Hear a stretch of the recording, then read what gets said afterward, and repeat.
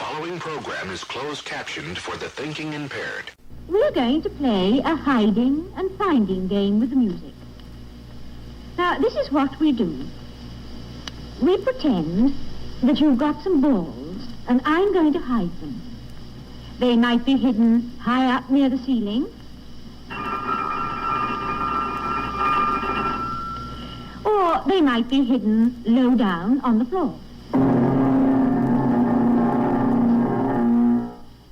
You don't know where I'm going to hide your balls, but the music will tell you. Now, first of all, shut your eyes while I hide them. Yes, shut your eyes. Now, open your eyes and dance lightly about, looking everywhere for your balls.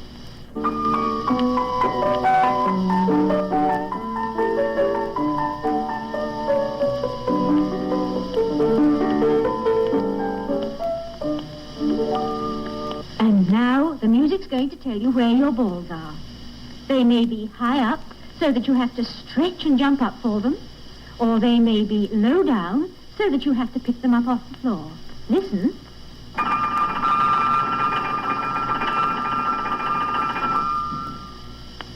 Well, were your balls high up or low down? They were high up, and I hope you've all jumped up and got them. Now, dance round and toss them in the air and play with them.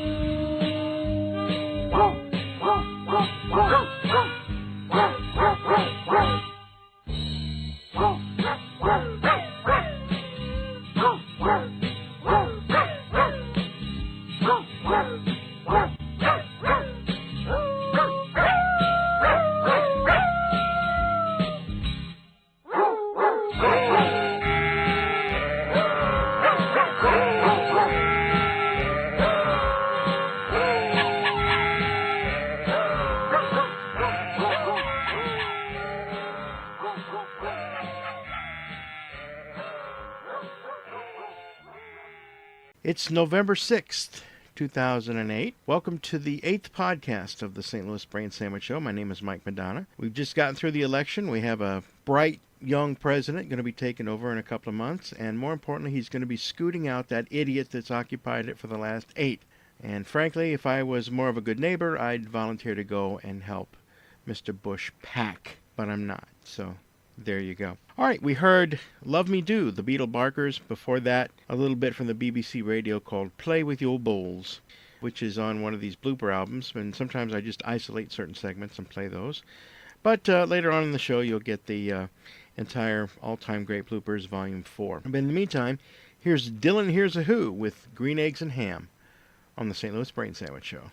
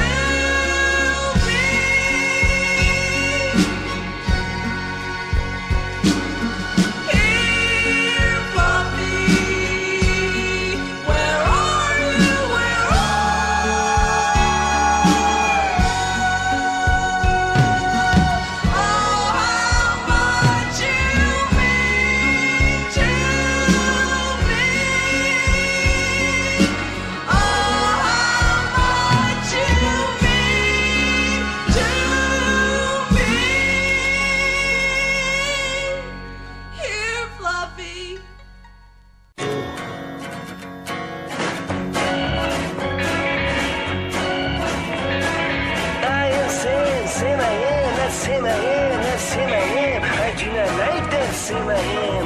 Do you like green eggs and ham? I do not like them, Sam I am. I do not like green eggs and ham.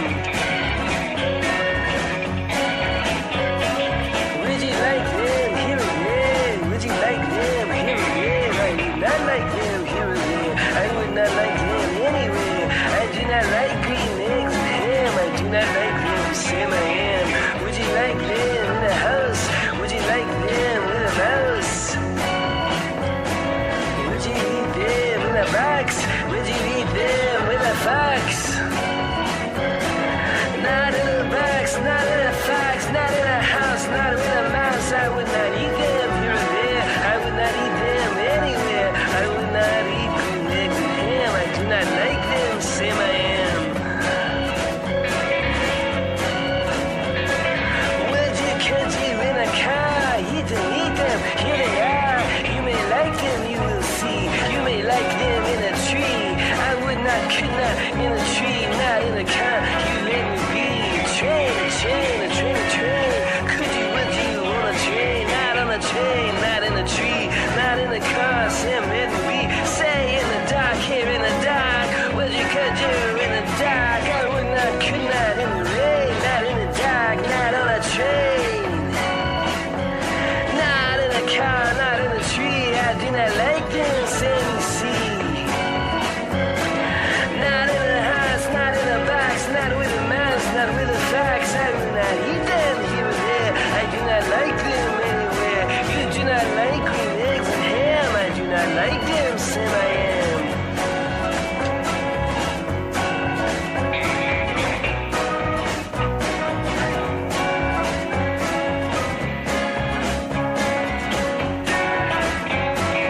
Could you let it go? Would not, could not let it go. Would you, could you on a boat? I could not, would not on a boat. I do not like green eggs and ham. I do not like them, Sam I am. You do not like them, so you say. Try them anyway. Say if you will let me be, I will try them, you will see. Say, I like green eggs and ham. I do, I like them, Sam I am. And I will eat them in a boat, and I will eat them with a goat. And I will eat them in the rain, and in the dark, and on a train. And in a car, and in a tree. They are so good, you see.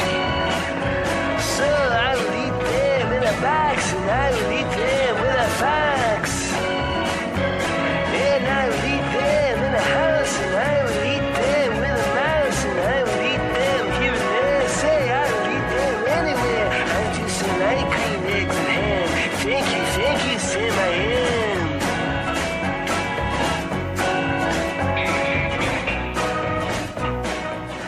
Gloria Balsam with Fluffy from the World's Worst Records Volume 1. And before that, Green Eggs and Ham by Dylan Hears a Who.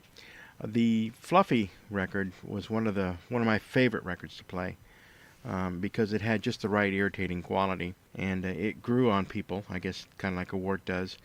They would request it from time to time. So there you have it, there you are.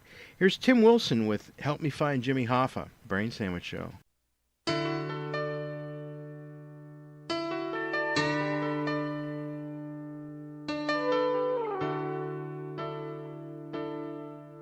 He was 5 feet 8, a powerful man, and he weighed about 200 pounds. A former Teamsters leader that I've just got to track down.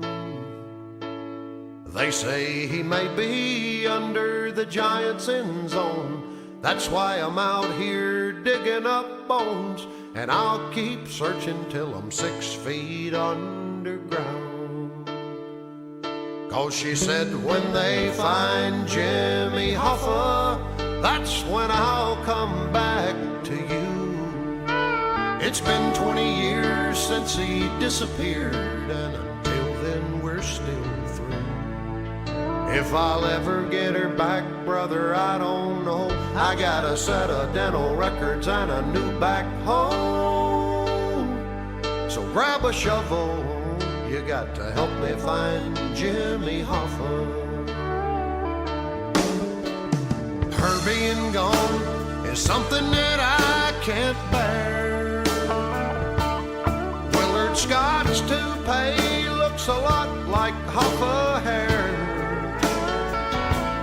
He was into pension funds and semi-trucks. Now he may be the bacon in a Dave's Deluxe. But if he ain't in there, then he's gotta be around here somewhere. She said when they find Jimmy Hoffa, that's when I'll come back to you. He might be the green in Irish Spring or the white stuff in Elmer's glue.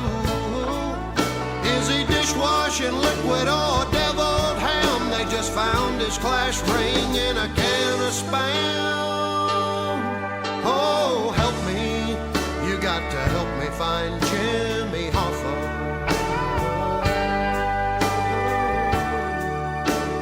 Help me find Jimmy Hoffa. Here's a quarter, help me find Jimmy Hoffa.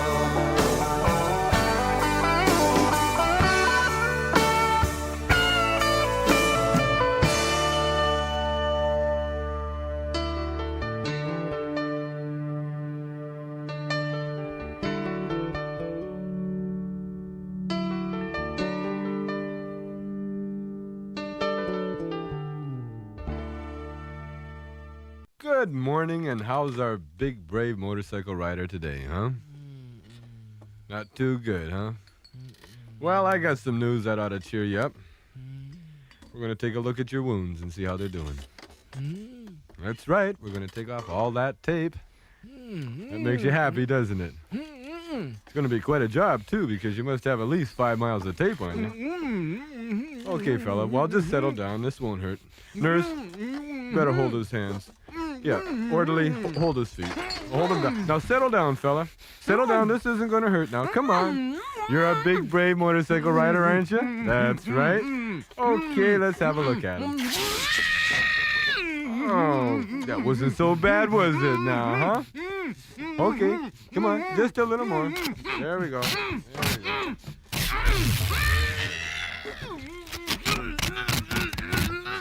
A little bit more. Here we go. A little more.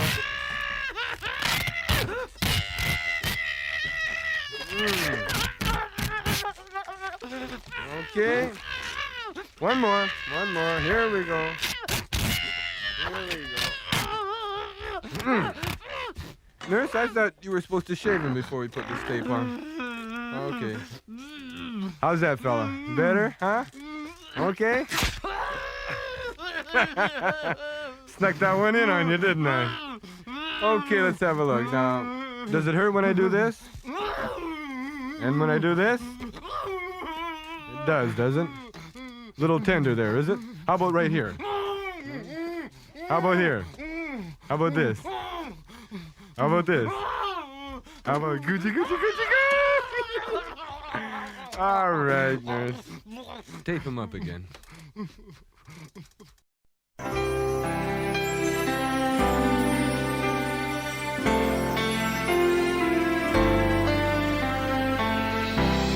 You can't eat their livers.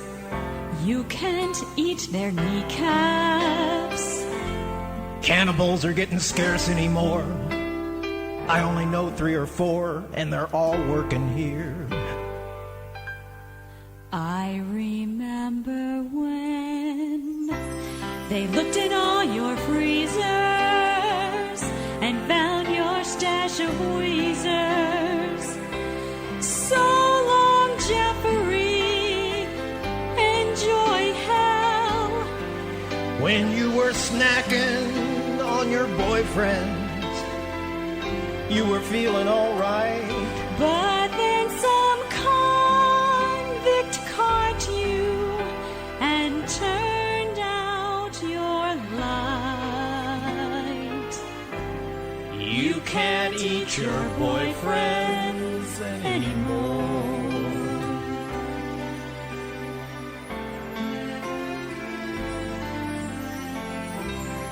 It used to be so natural, Used to be. having guys for dinner. Ah. But now your life is gone with a boom. You got beat with a broom while scrubbing the john. And baby, please remember, no one's gonna miss you. We heard you were history, and we began to clap. Well, you died in the toilet, you sick piece of crap. And we're happy you're taking And we're happy your you're final dirt taking nap. your final dirt nap. You can't eat your boyfriends anymore.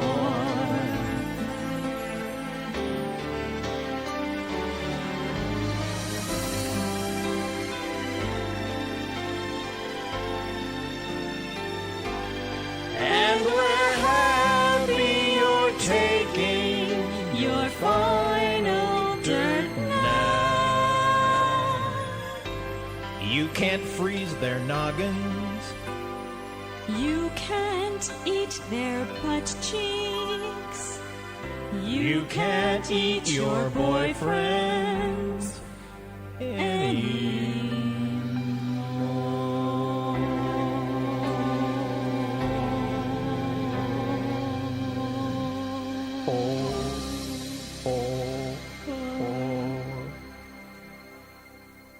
Terry Daly with You Can't Eat Your Boyfriends, parody of You Don't Bring Me Flowers. Before that, the other tapes by Cheech and Chong from their wedding album, and we started off with Help Me Find Jimmy Hoffa, Tim Wilson. You get a chance, check out our website, brainsandwich.bravehost.com. To see all the videos and stuff that have been put up there. Frank, our webmaster, has done a really great job of doing all that.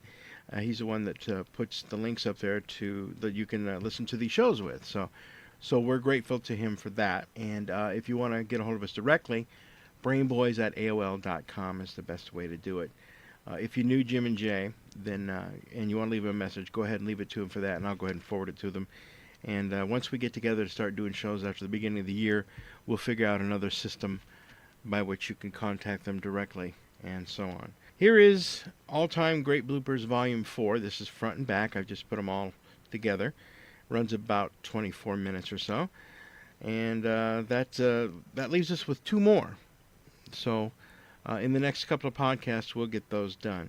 In the meantime, here's the classic Kermit Schaefer bloopers. Ladies and gentlemen, we interrupt this news bulletin to bring you a program. Our late show film presentation for this evening will be a revival featuring the late Leslie Howard as the Scarlet Pimple. I'm sorry, I mean the Scarlet Pimpernel. Let's listen to this commercial for a self-service laundry. Ladies who care to drive by and drop off their clothes will receive prompt attention. And the Midwest is suffering from one of its worst winters in history, with temperatures dropping to 22 degrees below zero. Tomorrow's forecast is for continued mild. Got a souvenir? I got a souvenir. What is it? It's, I don't know. It's a peace demonstrators, flag. It says peace in Vietnam, we won't fight. You know what they're gonna do with it? You ever see a guy wipe his ass with it? Tune in again tomorrow, same time, same station, to see if John will goose Sadie's cook. That should read, to see if John cooks Sadie's goose. Even the most veteran performers sometimes burst into uncontrollable laughter when something strikes them funny, as evidenced by Lowell Thomas's complete breakup while he was doing a newscast.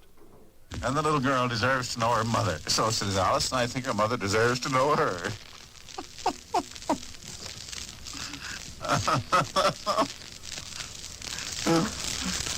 Well, Alice also was thinking of her husband. So Harris, the band leader, she explains that working so hard all day in the film studio, she is sometimes not in such perfectly good humor. And she snaps at hubby, which is all wrong. Which I say, you're all for Alice. I'll leave the rest of it to you.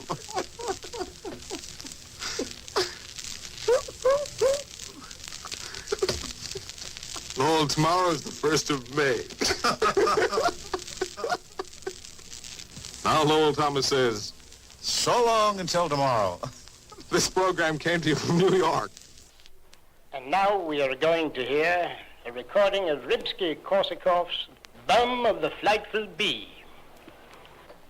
Stay tuned now for a dramatization of Dickens' immortal Tales of Two Cities.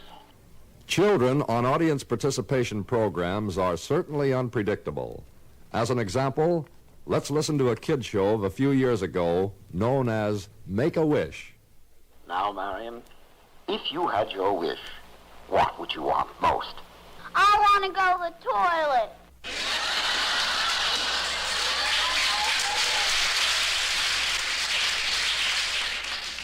Police in Danvers this morning discovered a half-nude body of a man lodged in a sewer pipe. Although not believed to be connected to the current rash of gangland slayings, police have termed the death a suicide.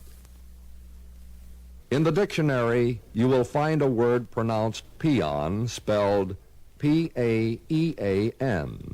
It means to praise. However, an ice cream sponsor didn't endorse this announcer's choice of words. And now is a good time to pee on Brody's ice cream. On Two for the Money, popular TV program, a young lady was asked about her occupation. I work for the Pittsburgh Natural Gas Company. Over 90% of the people in Pittsburgh have gas.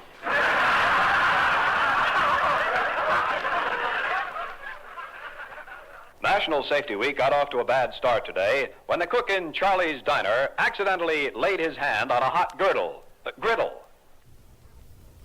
Merton Marge, one of radio's most beloved programs, had a character known as Myrtle Hayfield until an actor accidentally got her name slightly fouled up. You're just a feel, Myrtle Hayfool. And now, here's a full story on the Russian freighter that capsized in Portland's harbor this afternoon. And now our pianist is going to tear off a piece named Margie. I see we're ready for our next sidewalk interview on the Man in the Street program, and it's a young lady in uniform. Miss, your name, please? Rose Palmer, And where are you from, Miss Palmer? Phoenix, Arizona. I see. And tell me, are you a whack or are you a wave? Can't you tell by looking at my uniform? Well, you see, we have a large listening audience, and they can't tell. Of course, from where I'm standing, I can see your navel. On the smaller radio stations throughout the country, the announcer often doubles as engineer, announcer, producer, director. Let's hear the result of this one-man staff decision to drop the needle on a transcription, depart from the studio for a 15-minute break for a cup of coffee.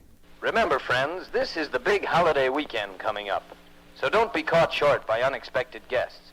Go to your A&P, and P, and P, and P. The one thing in radio and television that never changes is time.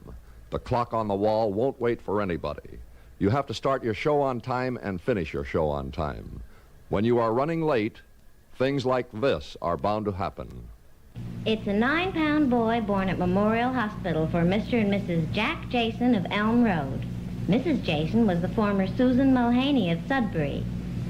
Services will be held tomorrow at 2 p.m. at Morton's Funeral Chapel for Jasper Howard, age 91, who passed on in his sleep yesterday. Our time is running out, so several deaths and births will have to be postponed until next week at the same time. So be among the many who change over to mild-tasting Philly cigars. Remember, all the fellas are switching to fellas. I mean, Phillies. All right, young lady, now here we go for the giant jackpot question. Now, this is going to be very important to you, and if you get it, you may win. You just may walk home with all the prizes tonight. Now, listen very carefully. This is important to you. Tell me, what is the Taj Mahal? Come on now. What is it? 10 seconds. Gee, I'm afraid I don't know. Oh, I'm awfully sorry, but you should know that the Taj Mahal, located in India, is the greatest direction man has ever had for woman since time immemorial. On his recent visit to the United States, Emperor Haile Selassie of Ethiopia made an eloquent plea for peace. And that is why we are proud that our company is the largest producer in the United States of magnesium, aluminum, and steel. On a famous husband and wife morning show, which had several breakfast foods as sponsors, the following was heard. What did you have for breakfast, son? Well, what did you have for breakfast, son? Sonny, what did you have for breakfast? Ouch, Daddy, you're hurting my arm. Hogan steps up to the tee. There's a rather strong crosswind blowing from the left. He addresses the ball, and that tee shot was beautiful. It carried about 130 miles from the green. On an audience participation program, the Master of Ceremonies asked a veteran sea captain who was on this day celebrating his birthday how it felt to be 90 years old. Topside I'm all right, but below the waterline, I ain't worth a damn. As I look out the window, I hesitate to say that it's raining, because the Weather Bureau doesn't call it that. They call it fog. This is to tell you that the fog is overflowing the sewers. And the weatherman down at the Battery here in New York says the forecast for today is clear. Well, I just got here after a 40-minute train delay, and all I can say is that the snow is clear up to my ankles. Poor timing and improper pauses can be the source of many a headache for announcers, as evidenced by this improper change of pace. And the United Nations will adjourn until next week. And now here's a local news item. A lot of villagers were very startled today when a pack of dogs broke loose from a dog catcher's wagon, and then they raced crazily through the fields of a well-known tobacco plantation. Friends, does your cigarette taste different lately?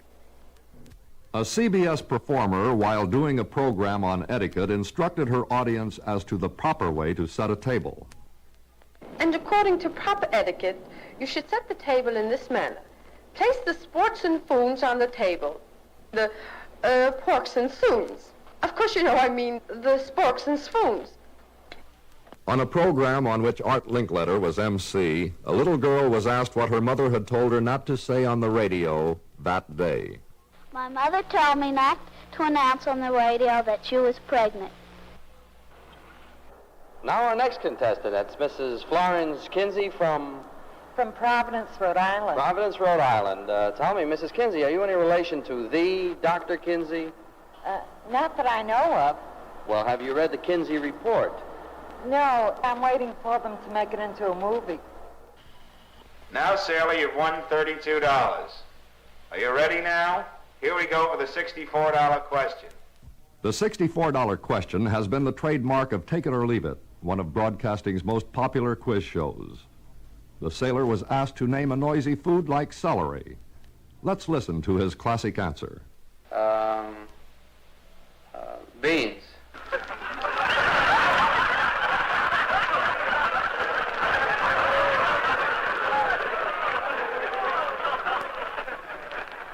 Here's a news item about a prize dog. Let's listen to this newscaster's personal comment at the conclusion of the story. And now, finally in the news, a story that came in over our wires a little while ago. That prize-winning dog of Madison Square Garden was crated and shipped from New York City to Boston the other day. It seemed that the valued dog got his tail caught in the crate. The tail apparently was removed, and the irate owner sued for $10,000 in damages.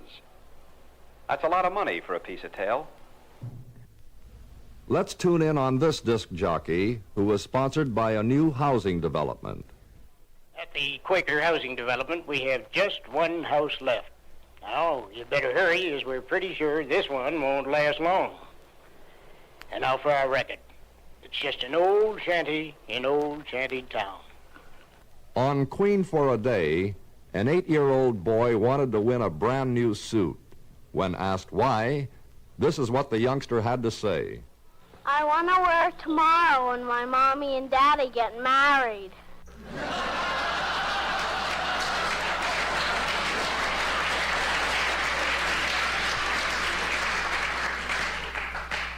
Now briefly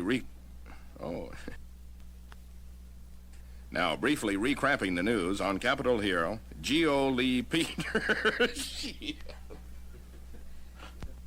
Now, briefly recapping the news on Capitol Hill, Geo Lee Peters. This incident occurred on the College of Musical Knowledge, widely heard musical and audience participation program. The Master of Ceremonies was surprised that a lady contestant, young in appearance, had 9 children. He asked what her husband did. Oh, my husband operates an automatic screwing machine.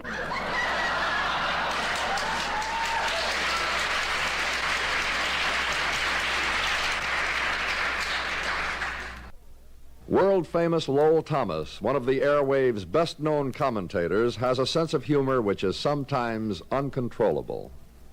President Eisenhower today visited the Chocolate City.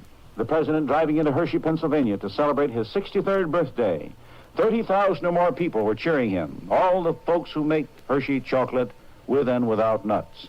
Fred Waring was on hand to conduct a chorus of 1,800. Ben Hogan to give an exhibition on how he drives the golf ball. And that was a special interest to our shopping president. A demonstration like that famous Ben Hogan power golf. Well, Lowell, I won't putter around with that one. Instead, I'll tee off with a tip to those car buyers who like to drive a hard bargain.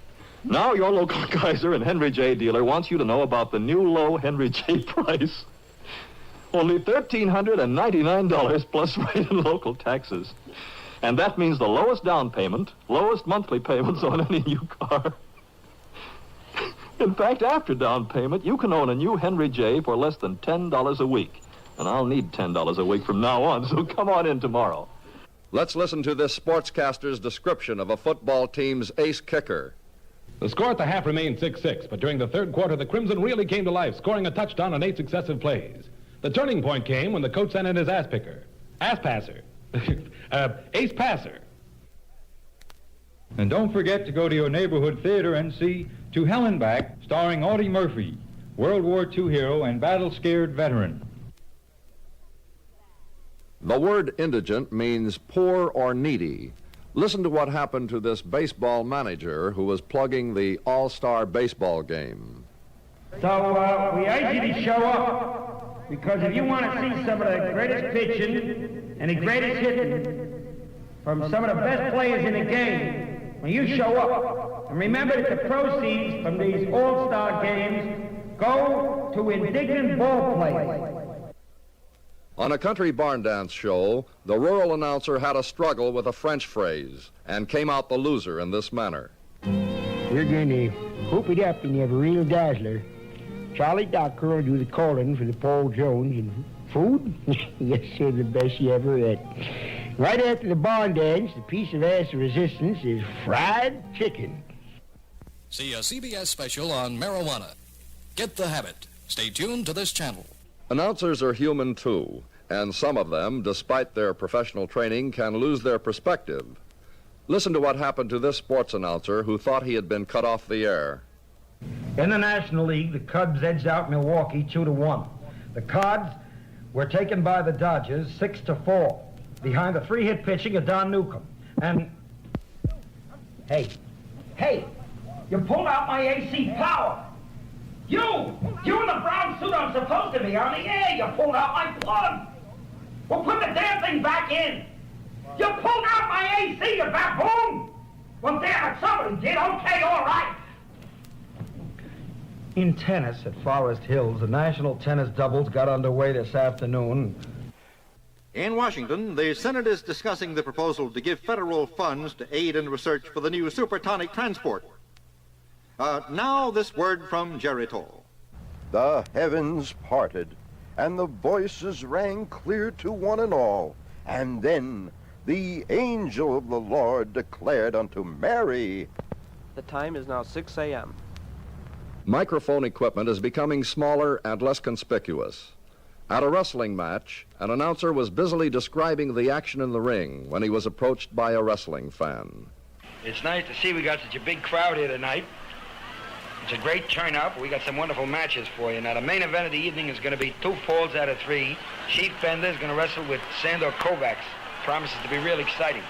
But first, let's get a word in from our sponsor. Hey, Mac, where's the can?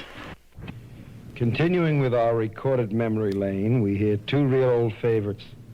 We'll spin this platter now with Only a bird in a gilded cage on the front side, and I wonder who's kissing her now on the back side.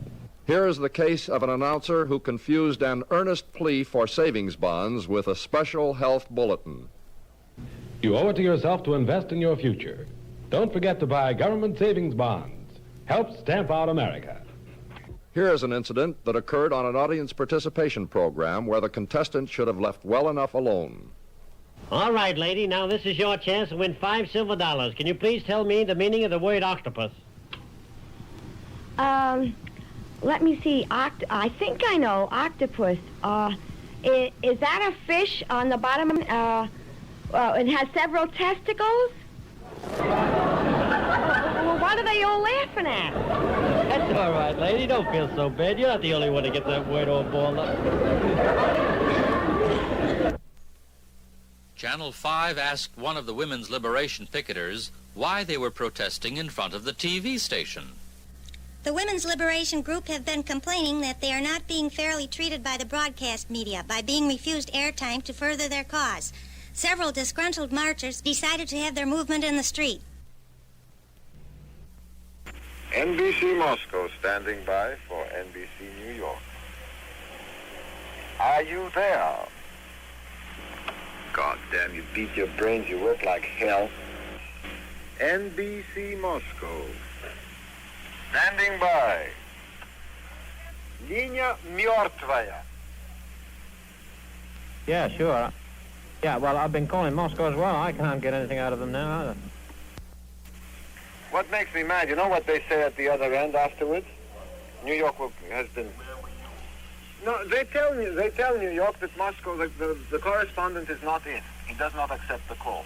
That's what happened once before. I stayed here for 3 hours. NBC Moscow, standing by. And everything is normal. Like a bucket of shit is normal.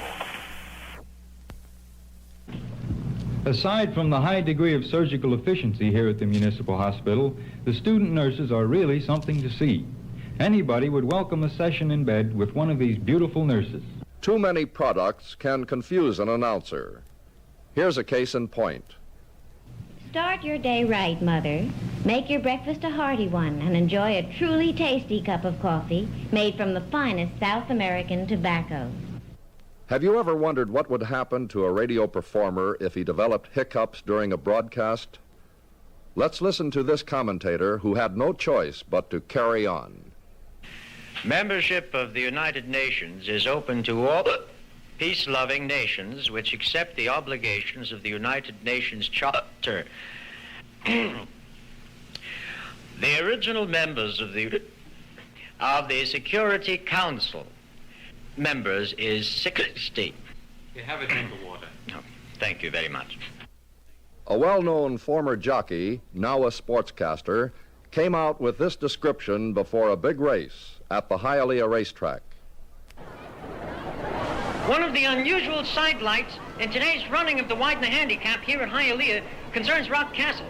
It wasn't so long ago that this horse broke its leg and shoot the owner. Bride and Groom is a program that tries to give newlywed couples all sorts of gifts to help their married life get off to a good start. And as a final gift for your wedding, we have a wonderful surprise for you. This beautiful original Parisian wedding gown.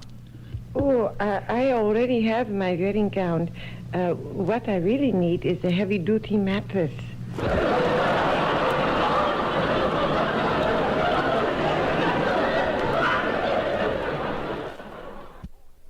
There are some confusing words in this language of ours.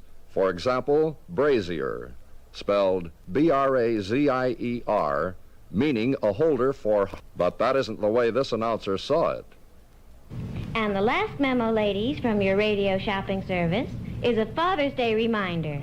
It's barbecue time, and Schmidt's Hardware at 234 Main Street at the corner of Maple is featuring an ideal gift for Dad on his special day.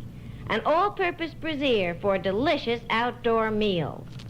On a household safety program, this is what happened to an announcer and his doctor guest when a question had an unexpected answer. What would you say is the most dangerous room in the house? I should think either the bathroom or the kitchen. Well, here's a surprise. According to a recent study, 1/4 of all accidents take place in the bedroom. The kitchen and the yard, where they still have yards, are next in order. How do you account for the bedroom being such a dangerous place, Doctor? Senator J. William Fulbright is now responding to questions about the Vietnam War raised by Senate hawks. As I said already, they have conducted themselves in the last 2 or 3 years much more discreet, with greater prudence and discretion than we have, because it is, I've forgotten what the question was.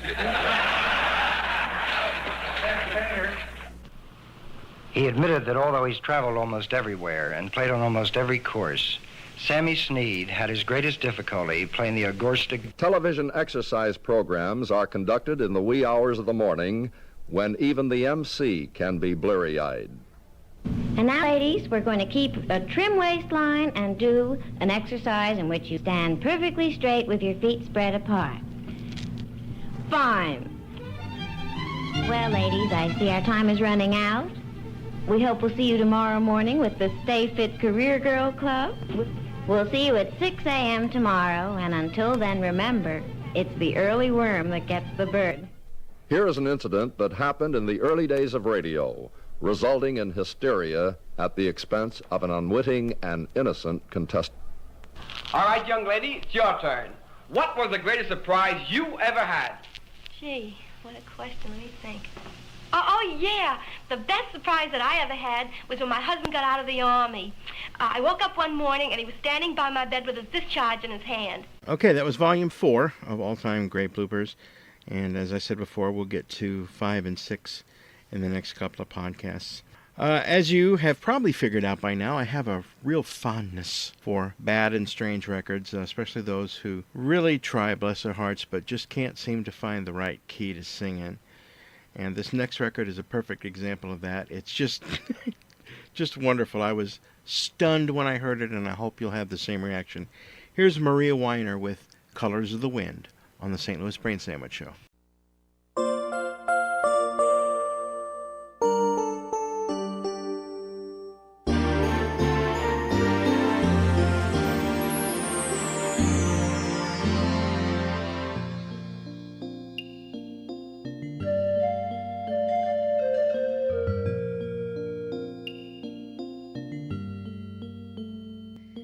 You think you own whatever land you land on.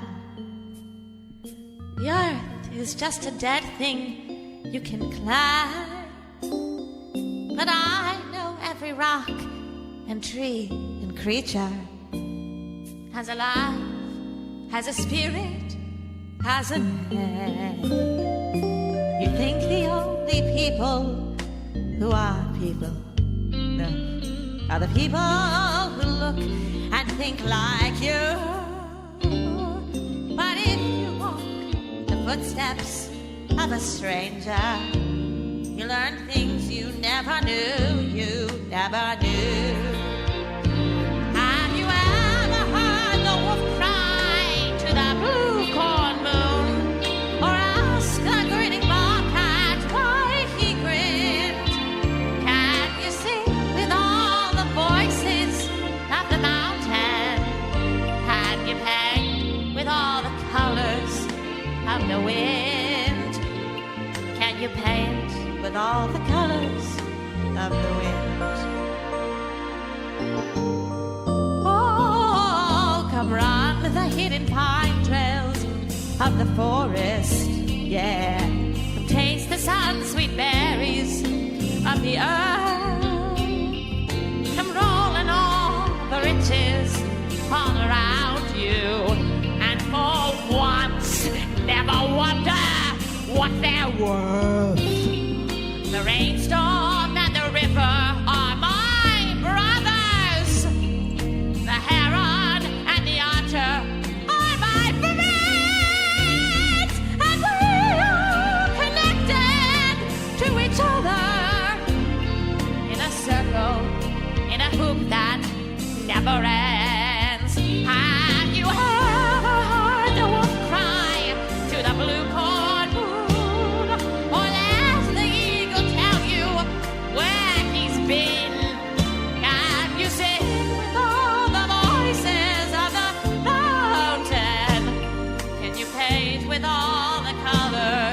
of the wind.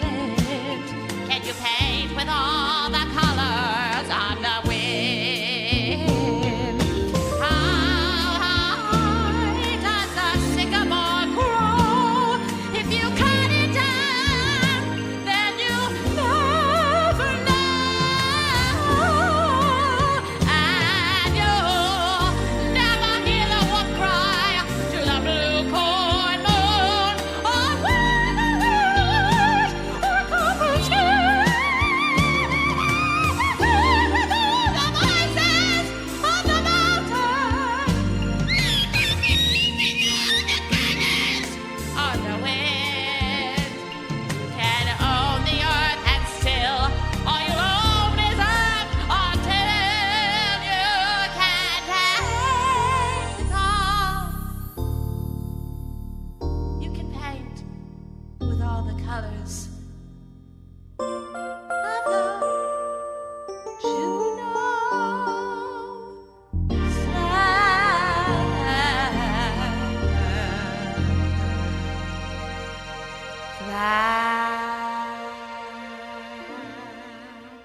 Juno.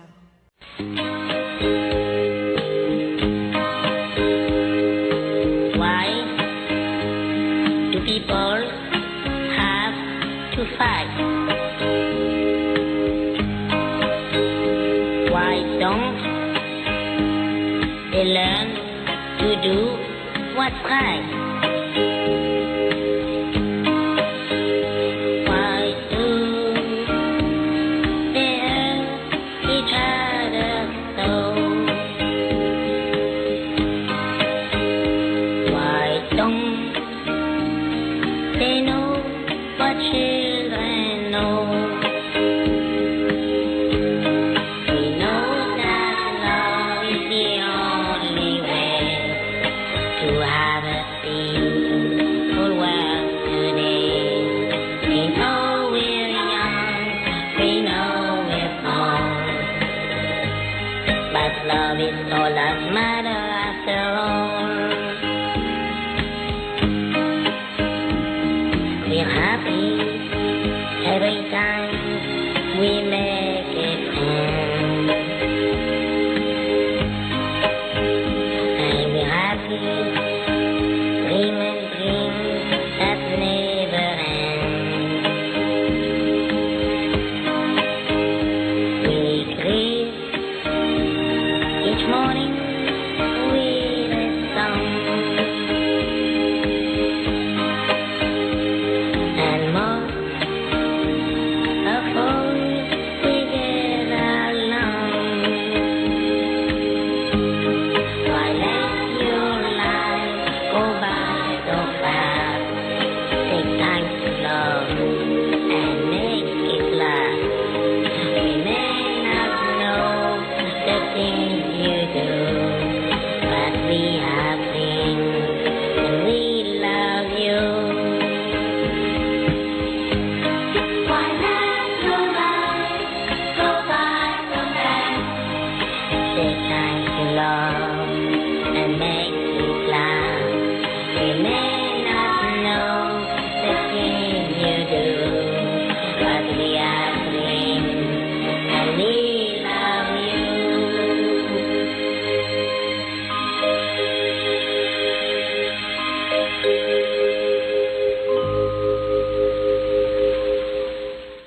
The one and only Hervé Villechaize with Why Do We All Have to Fight?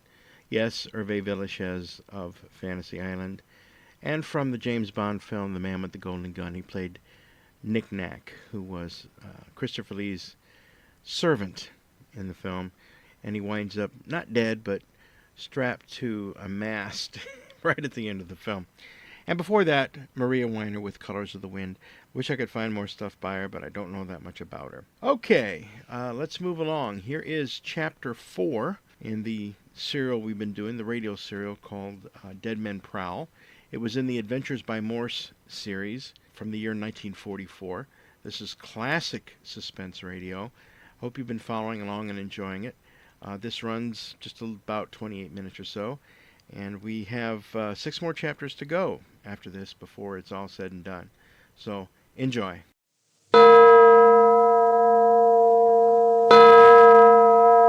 Adventures by Morse.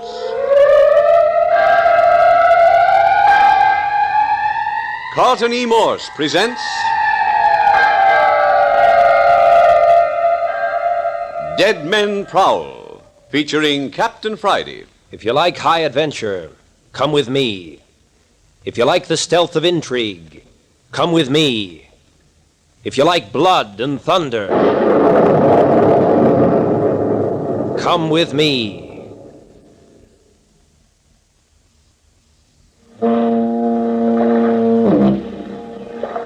What strange thing is this which has enveloped the seacoast village of Holman? Skeletons abroad, dead men on the prowl. 3 men have died in Holman, one naturally and 2 others violently. And since the 3 have been placed in the tiny village morgue, all 3 have shown terrifying activity.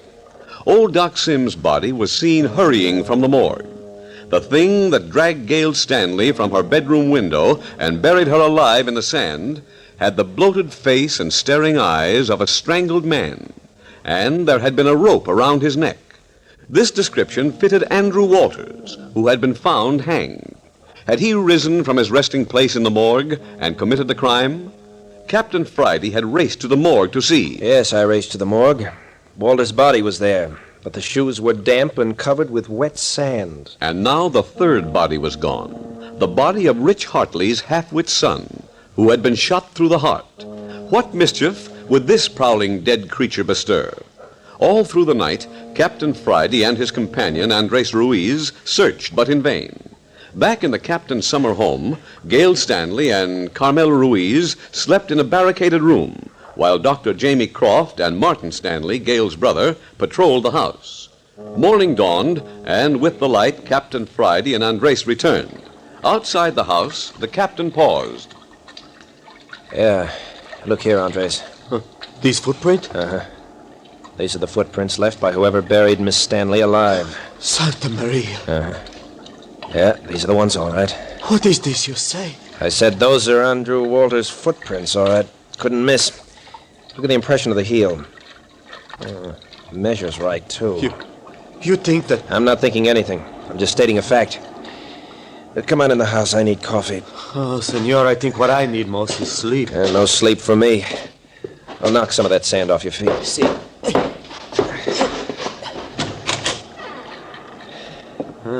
Everybody must be asleep. Somebody will be around. Hello. That you, Captain Friday? Oh, hello, Dr. Croft. You think we were lost? Oh, you two must be about dead. I've some hot coffee for you. Come out in the kitchen. Oh, good. Where's young Stanley? Oh, I let him go to bed a couple of hours ago. No use all of us being dead on our feet.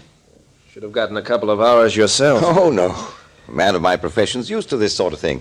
Well, how about frying a couple of eggs and some bacon for each of you? No. Coffee's all I want now.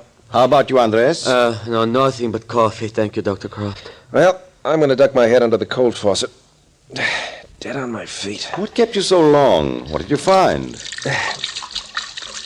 Found plenty. I'll give you the whole dope.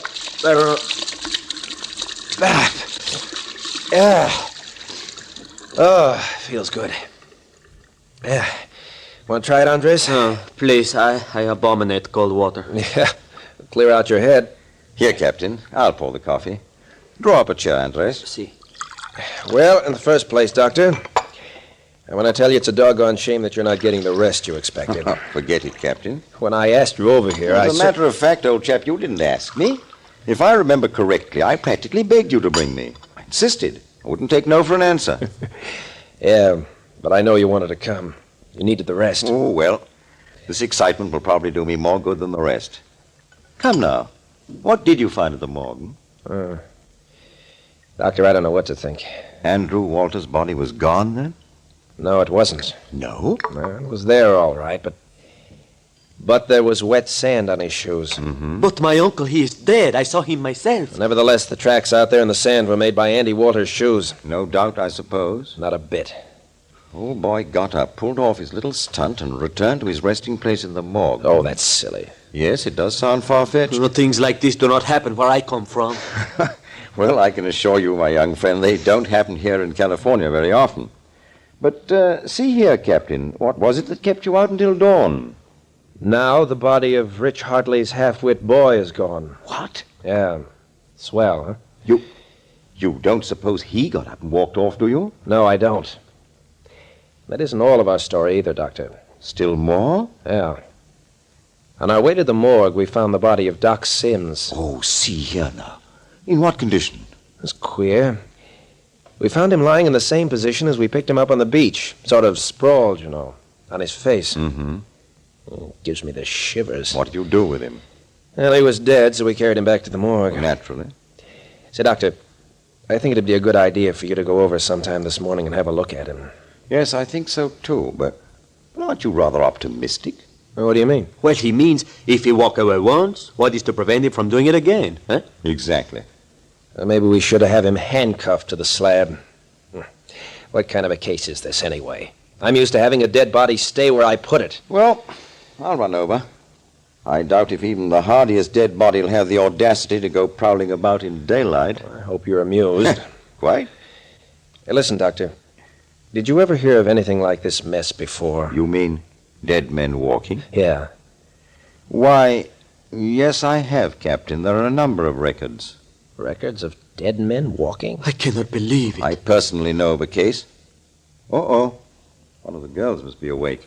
I heard a movement in the back of the house. Have they slept all night? Soundly. Drink your coffee. I'll be right back. Oh, Senor Friday, it is great relief that it is daylight. I tell you what, Andres. When you've finished your coffee, go in and catch 3 or 4 hours sleep. The doctor and I will keep Carmel under our eyes all the time. Oh, please, how can I ever thank you? Oh, forget it. You know, this cousin of mine, she is more dear to me. Both girls are awake. Miss Stanley insisted she's able to get up. That's something. I was afraid we were going to have a sick girl on our hands. Miss Stanley has a marvelous stamina. By the way, I should advise making light of her experience. Okay, Doctor. But see here, you started to tell us of a personal experience. Oh, yes. Well, there was a chap over in San Francisco who was pronounced dead. He was attended through his illness by a reputable physician, and there seemed no doubt at all. The body was sent to an undertaking parlor, and all funeral arrangements were made when he suddenly got up and started wandering around the place. Sacrament. Frightened the attendants. The matter, of course, was hushed up. You mean he went on living? No. He never actually knew what happened. His mind was dazed. He died naturally a few hours later. What you doctors don't get mixed up with. Then there's the hypnotic state, which is practiced in India. You've read of mystics being hypnotized and allowing themselves to be buried alive? When they're in that state, all bodily functions are suspended. No physician in the world could be certain whether they are living or dead. Yeah, I've seen some of that in French Indochina. The human body is a curious instrument and is capable of playing strange and gruesome pranks on its owner. Doctor, what you say makes me wish never to die. Yeah, but look here, Doctor. Natural death is one thing, violent death quite another. You don't mean to say anything like this could happen to a person who'd been hanged or shot? You're quite right, Captain. From a medical standpoint, it's quite impossible for such a thing to happen. And yet? And this skeleton which Carmel and I have seen? I don't understand that at all, Andres.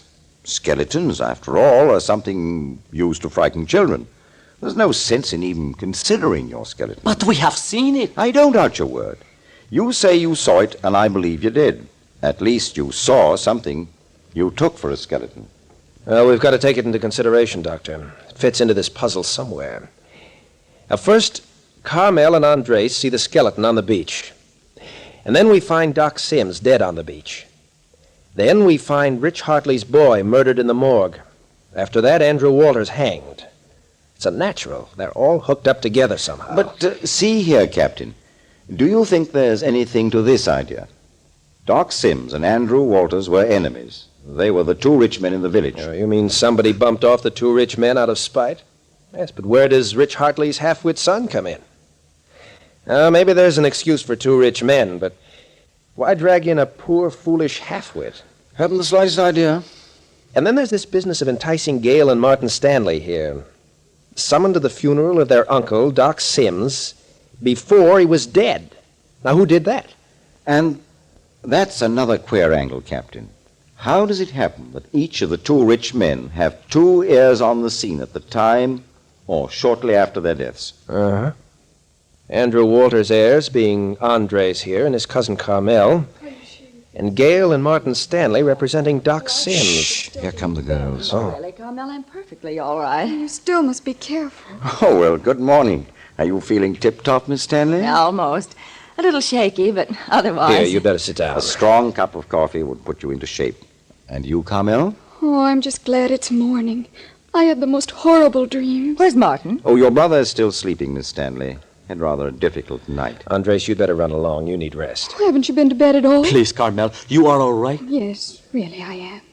Why haven't you been to bed? Well, I have been with Captain Friday. We have only just come in. Just come in? Well, where in the world have you been? Just looking the situation over. Come. Now, you children sit down and drink your coffee while I fry you some bacon and eggs. How do you like them? Over? Couldn't I do it? I am the doctor. Do as I say. Well, I like mine over. Straight up, please, and not too hard. Go along, Andres. Please, if you will excuse me. Of course, Andres. If you will call me in a couple of hours. We'll route you out, and we want you on the job. Very well. Please do not forget now. Oh. Sounds like visitors already this morning. Not surprising after the night we've given this village. You go and see to your visitor, Captain, while I feed the ladies. I have a hunch it's Rich Hartley. Oh, the father of the murdered boy, eh? Yeah. I'm not going to like this. It sounds like he meant business. What would you be doing if you had a son lying in the morgue this morning?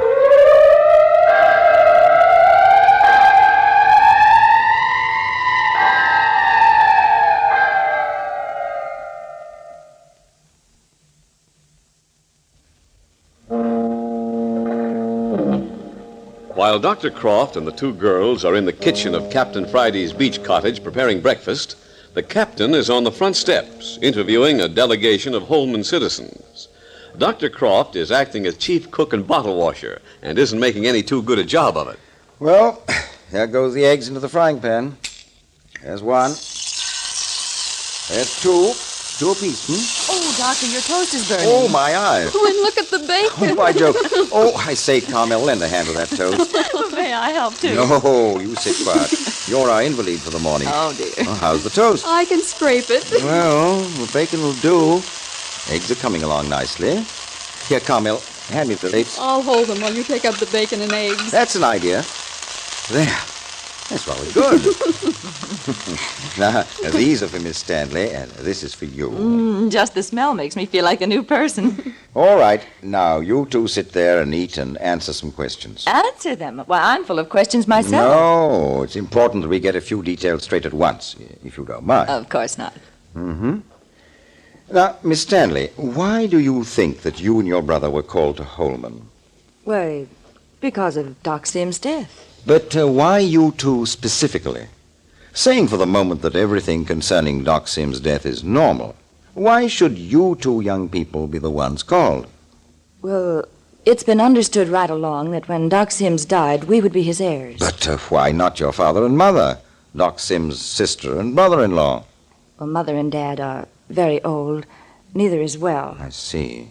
Seemed very certain that our uncle, Doc Sims, would outlive both of them, and so he made his will directly to Martin and me. Yes. No other relatives? No. Mm-hmm. So, by Doc Sims' death, you and your brother come into valuable property. Have you always had money? Well, only what we were able to earn, but Mother and Dad have enough laid aside to make them comfortable. That telegram you received notifying you of Doc Sims' death, you have no idea who might have sent it? I don't even know who could have been interested. But what about Doc Sims' attorney? I'd never heard that he had one. Mm-hmm. Well, anyway, had it been he certainly would have signed it. Yes. Dr. Croft, you keep hinting at something strange about my uncle's death. Last night you said it, and just now you said something about taking for granted that his death is normal. What is it? What's the matter? See here, Miss Stanley, you're bound to know. It's like this.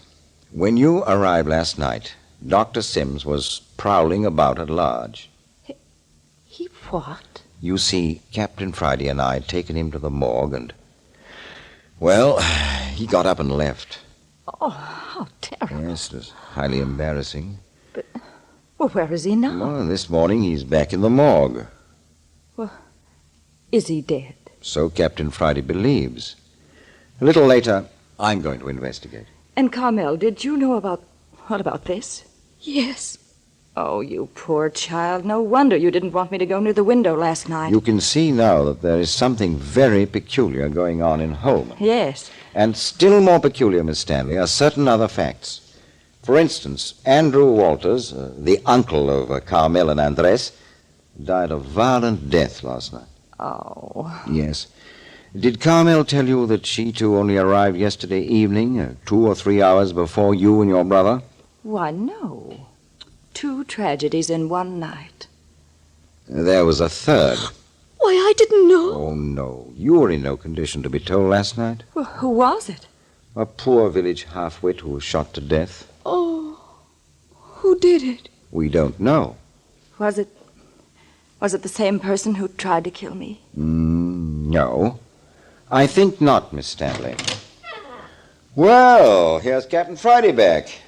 Hello, Coroner. What's that? It's a fact. The town council met out in my front yard, and I gave them an earful. Yes? At my suggestion, they elected me special officer in charge of this case with the official title of constable. Oh, I say. They have more gumption than I suspected. And at my further suggestion, they elected you coroner for this special case. Jove, now. How the honors do fall. Coroner Jamie Croft. Look here. I suppose they'll be wanting an inquest next. Set for tomorrow. But, see here, I've got to... You better let them do as they like. When they get an idea, there's no changing them. How about the father of the half-wit? Oh, Rich Hartley? Yes, I saw him. He's pretty badly upset. Could he give any explanation? No, not a bit. The boy had a habit of roaming at night. They couldn't keep him in. Didn't try very hard, as there seemed very little danger. Too bad. I suppose the whole village is bursting with excitement. Never anything like it in Holman before. They're holding a town meeting. A what? Town meeting. Couldn't even wait for breakfast. Everybody's there. But see here, what's the object? Oh, blow off a little steam, I guess. They probably send a written protest to the president against the new crime wave. Yeah. Oh, and say, while they're occupied, I think it'd be a swell time for us to take a look through Doc Sims' place. Walter's house, too, if we have time. We'll have a crowd trailing us everywhere if we don't give them the slip. Oh, quite, yes. Well, this will be a good time to look in at the morgue and see about Doc Sims. I don't know about you girls, though. But don't you think they should stay here? You agree with me, don't you, Captain, that there's no danger? Yeah, not in the daytime. Still, there should be at least one man stay here with the girls. Well, I'm really not the least bit afraid. Please, you won't leave us all alone. Carmel, we'll leave your cousin Andres and Martin here. Oh, no, you won't. Why, Martin. Awake, huh? Yes, and I heard you planning to go through my uncle's house without either Gail or me present. Nothing doing. Yeah? Exactly. Why, Martin, what's gotten into you? You're not yourself. Listen, Gail, there's something darn funny going on here. You and I plump ourselves down into a mess that we don't know anything But about. Martin, dear, we've got to trust someone. Surely you don't disbelieve Captain Friday and Dr. Croft. I don't know what I believe. Just the same, I'm not taking anybody on faith. If they're going over to Doc Sims' house, I'm going along. You're not sticking your neck out, are you, Stanley? I don't care. I know which side my bread's buttered on. Or I'm going to find out. Well, you want to leave your sister here alone? Remember, just a few hours ago, someone tried to bury her alive. Let her come along. Impossible. She isn't strong enough. She must remain quiet. What's the danger in plain daylight, anyway? Probably isn't any. We're simply not taking any chances, that's all. Then one of you stay here, and I'll go with the other. Look, fella, just who do you think is running this show? I'm going if either you or Dr. Croft go, and that's final. Please, isn't it all right if we stay here with Andres? If anything frightens us, we can call him. As a matter of fact, Captain, I'd be glad to remain, except that I feel I should have a look at Sims. Yes, I want you to, Doctor. Under the circumstances, I think I want young Stanley where I can keep an eye on him. Oh, you do? Yes, I do. You're going along right now. I haven't had breakfast yet. Well, you'll have to get it when we come back. We can't wait. The town meeting will be over if we don't hurry. Oh, all right. Well, then, let's get started. You got a key to my uncle's house? And, Carmel, be certain to awaken Andres if there is the least sign of trouble. Oh, yes, I promise. All right, Doctor, let's go. Coming. Remember, both of you, no chances. Don't worry about us, Dr. Croft. I'll be back shortly. Doctor, You want to stop at the morgue before we go to Doc Sims' house? Why not let me drop in at the morgue, and then I'll join you at the house? It's only a step. Okay. Here's the morgue key. Oh, come on, we can cut across the lot, save a lot of time. Place is certainly deserted. Where is the town hall? That white frame building over there. Uh-huh. Which is my uncle's house? The big dark one right up ahead. That other two-story one, about half a block up the street on the other side, is Andrew Walters' place. Who's he? Stanley, haven't you got this straight yet? Andrew Walters is Carmel and Andre's uncle. He was found hanged last night. Oh. Who did it? That Spanish chap, Andres? Who? What made you say that? Just wondered. Yeah? Well, let me ask you something. Did you have anything to do with the death of your uncle? What are you talking about? My question's just as good as yours. Well, here's where I turn for the morgue.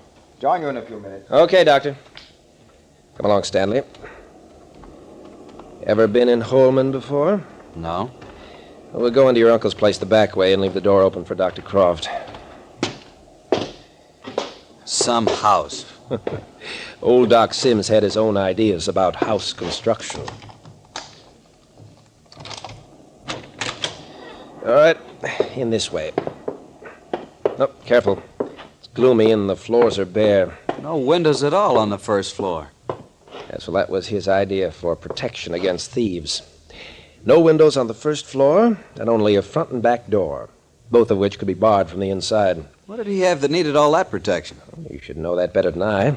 You're one of his heirs. As far as I know, most of his estate's in property. Now, let's begin by examining the room where he spent most of his time. Cross between a study and a medical laboratory. Right down this hallway. Rotten, musty smell. Oh, wait a minute. There's a push button to light the hallway somewhere along here.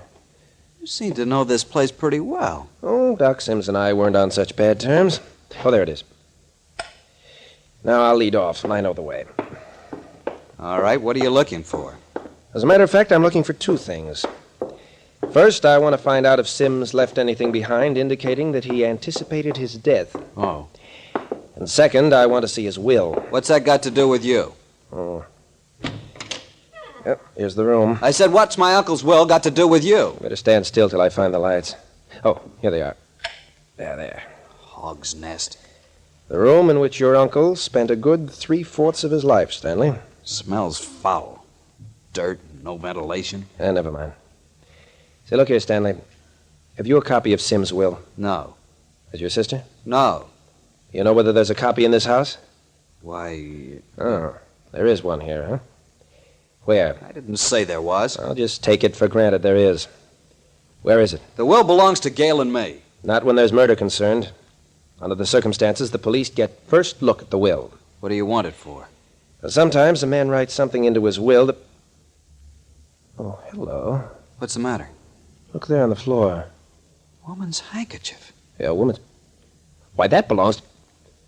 Say, look here, Stanley. We fooled long enough.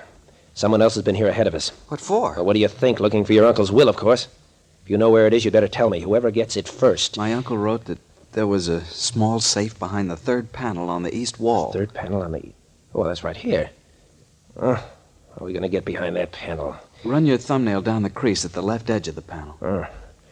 You know the combination to the safe? Uh-oh. Here they go. Yep. Here's the safe. Now what? Combination's 3, 8, 6, 9. Beginning at 0 and reversing the spin... Oh, look. Look, there he is. There he is. Go away.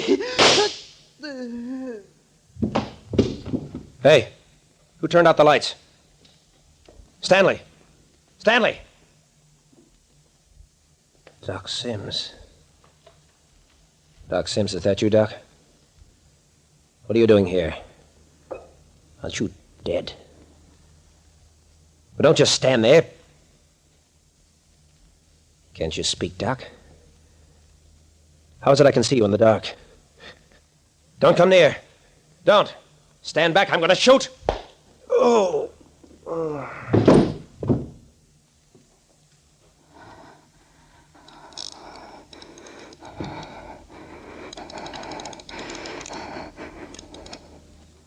Hi. Captain! Captain Friday, where are you? Captain! Doc Sims' body is gone from the morgue. That's queer. They couldn't have left the house already. Captain! Hello? Oh, here's the door open. Well, there should be a light somewhere. Jove! Both of them out! Captain! Captain Friday! What's this? A girl's handkerchief? Why? That belongs to Carmel Ruiz.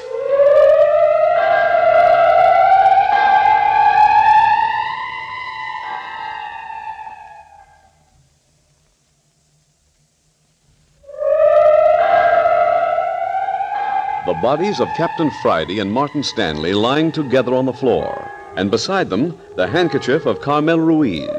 And who was it who so quietly opened Doc Sim's safe after the attack on Captain Friday?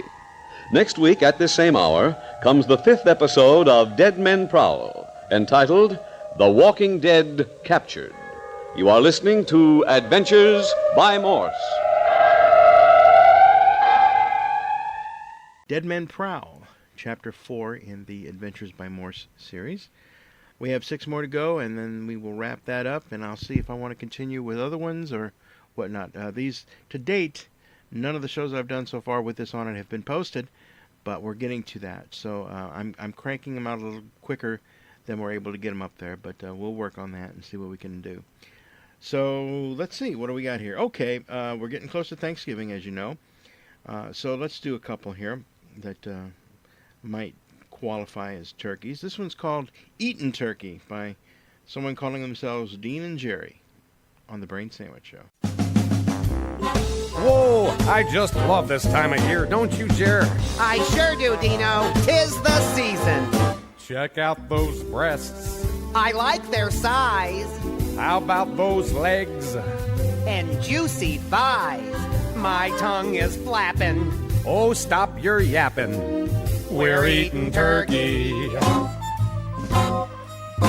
We invited our family. They only came here 'cause dinner's free. They really hate us. Pass the potatoes. We're eating turkey. Ivan. When we first saw that turkey, he ran around and clucked. Gobble, gobble. And when I pulled out that hatchet, he knew that he was plucked. Oh, pull on the wishbone. It breaks apart. Pull on my finger. You'll smell a Dean. What a sensation. It's flatulation. From eating turkey. Medic, somebody light a match. I really love the white meat. It's great when you want a snack. They say once you've tried the dark meat, you never will go back. Wow, Ivan, I ate too much. It's time to leave. Oh, I drank too much. It's time to heave. Look out, we've eaten our fill. But all next week we'll be eating turkey. I'll be drinking turkey, Pally. That's wild turkey on the rocks. By the way, Dino, how was your date last night? Well, let's just say that I butterballed her. You mean she was ugly like a turkey? No, but she was a gobbler. Oh, I hope she enjoyed the stuffing.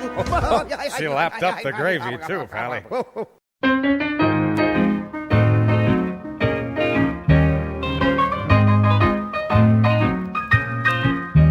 It's beginning to look a lot like syphilis. Diagnostically, the Mazzini test came out plus. There is suspicious pus. A chancre sore is there, that's plain to see. It's beginning to look a lot like syphilis.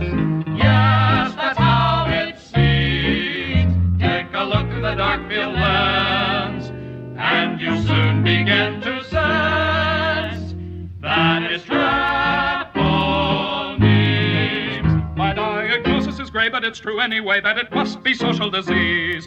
It would be sweet to blame some toilet seat, but it's passed more from he's on to she's. It's true, if you are bad, then you may get it too. It's beginning to look a lot like syphilis. Indications say that the treatment should start today, and we must not delay, or the governors will be on their way. It's beginning to look a lot like syphilis, penicillins do. So just follow my regimen. Let 6 months pass by, and then you'll be good as new. In 6 months you'll be good as new, without a condom. It's beginning to look a lot like syphilis. That was the Four Skins, F-O-U-R, Skins. And before that, quote, Dean and Jerry, end quote, with Eatin' Turkey. One of the few Thanksgiving carols, I guess you are turkey carols maybe, that I've been able to get a hold of. All right, let's move along. The pride of Joplin, Missouri was a woman named Elva Miller. She's long gone now, and she spent the last years of her life in California, or the majority of her adult years, I should say, in California, but she was born here in Missouri. She had a wonderful lack of timing. She had a tin ear. It all worked in her favor because, God bless her, she was just a sensation wherever she performed. She was even in a movie that I remember called The Cool Ones, which was one of those kind of films that would have been a beach film if it had been made like 2 years earlier. As it was just some sort of Hollywood spoof or whatever with Roddy McDowall and Phil Harris, I remember, was in it. And she had a role as a wardrobe lady who gets her big break singing on television, and the kids love her. And they loved her in real life, too. She even went to Vietnam and performed in shows for the troops there. And they loved her because she was a unique touch of home, I guess you could say. But anyway, here she is with Dear Heart on the Brain Sandwich Show. I'll leave your arms never Dear heart, wish you were here to warm this night. My dear heart, seems like a year since you've been out of my sight. A single room, a table for one. It's a lonesome town, alright. But soon I'll kiss you hello at our front door. And dear heart, I want you to know I'll leave your arms nevermore.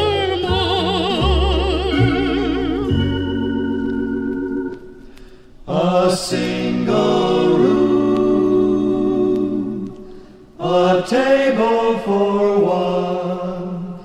It's a lonesome town, all right.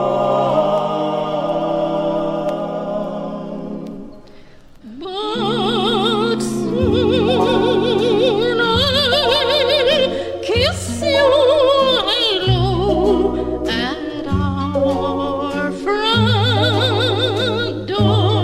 I will kiss you And dear heart, I want you to know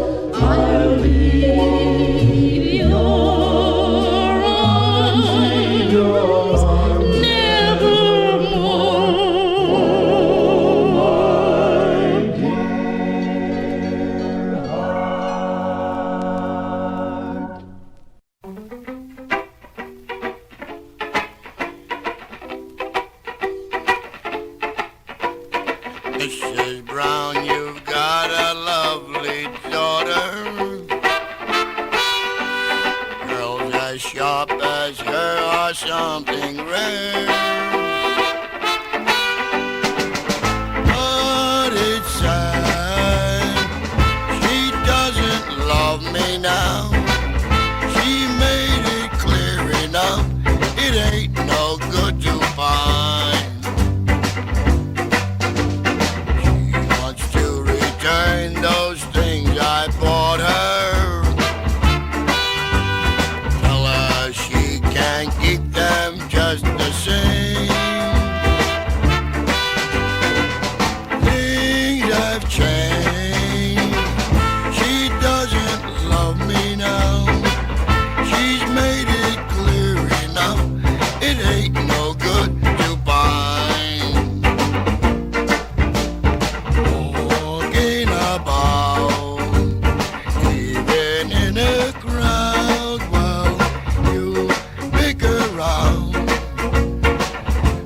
A book feel so proud if she finds that I've been around to see you. Tell her that I'm well and feeling fine. Don't let on.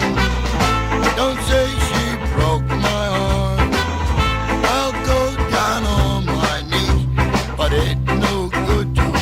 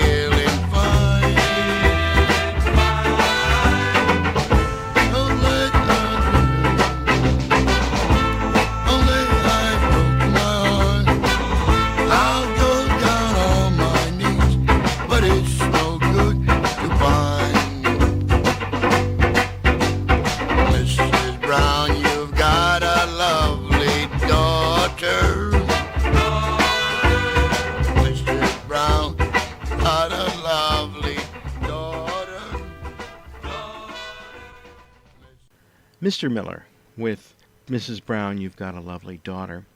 He was no relation, of course, to Mrs. Miller. They just gave him this name, I guess, to try and sell records at the height of her fame. I guess it didn't work because I have not heard any other records from Mr. Miller.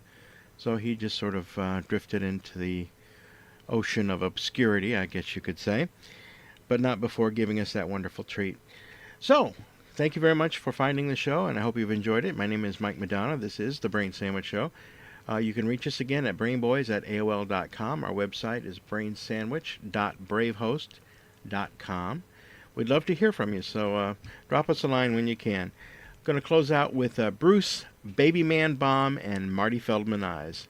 Thanks again for listening. Adios.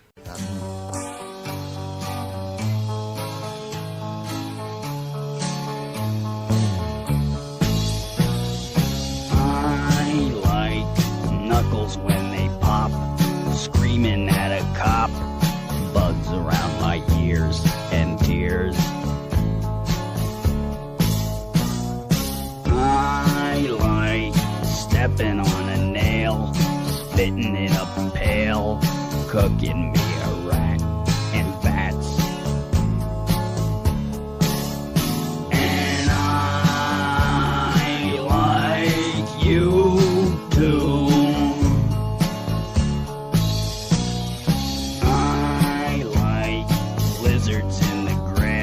Smelling raunchy gas, slipping on some ice and lice. I like catching me the flu, snails in a stew, armpits when they're wet and sweat. And I like you too.